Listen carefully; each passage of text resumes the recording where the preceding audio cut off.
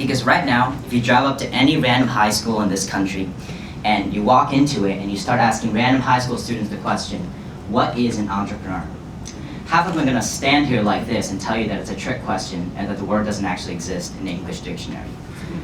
And then 9 out of every 10 of these kids probably will have no idea how to spell the word, and the point is that we don't teach this to our kids. And I think, we here at Blanc think that's a huge issue. Because if we aren't teaching anybody here in our generation to innovate at all, we're only teaching kids to take opportunity and not to create it, then who is going to create opportunity for those who come after us? So what I'd like to quickly do today, just a couple of minutes, is to go through the biggest benefits entrepreneurship has provided me with in the last 3 or 4 years that I've been in the startup community, and especially what the NECINA YES and new programs have benefited with. And my objective is that at least 25% of you will walk out of this room today and inspire a kid that you know, since apparently none of you have kids, to become entrepreneurs, or inspire them to consider the path of entrepreneurship sometime in their life. And I'm going to tell you this right now, you can definitely do it, because it only takes one person to inspire a kid.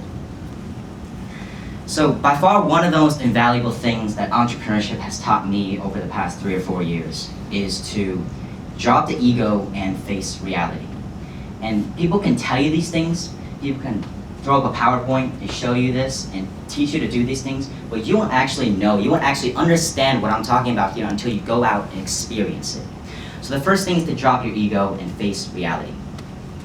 Now every week on Saturday we have a board meeting here at Blanc, and that's where all the team members go down to the Cambridge Innovation Center. And we go up to the 14th floor, and when we're walking down to our office, we pass about 2 or 3 other rooms. And in these 2 or 3 other rooms are usually startup CEOs pitching to venture capitalists or angel investors. Sometimes they allow you to poke your head in and just listen to what's going on. So last week, that's what I did. There was a startup software CEO, and he was pitching to a firm. And he went through his 10 minutes, 10-slide presentation, and the investor asked him, what do you evaluate your company at? And he said, $1.5 million. So he said, okay, what are your sales? And the CEO said this, he said, in 2 weeks, our product development will be finished, and in a month, we can go onto the market. So of course, the inevitable question after that is, how is your company worth $1.5 million? And what this CEO said is what 9 out of every 10 CEOs will say in a position like that.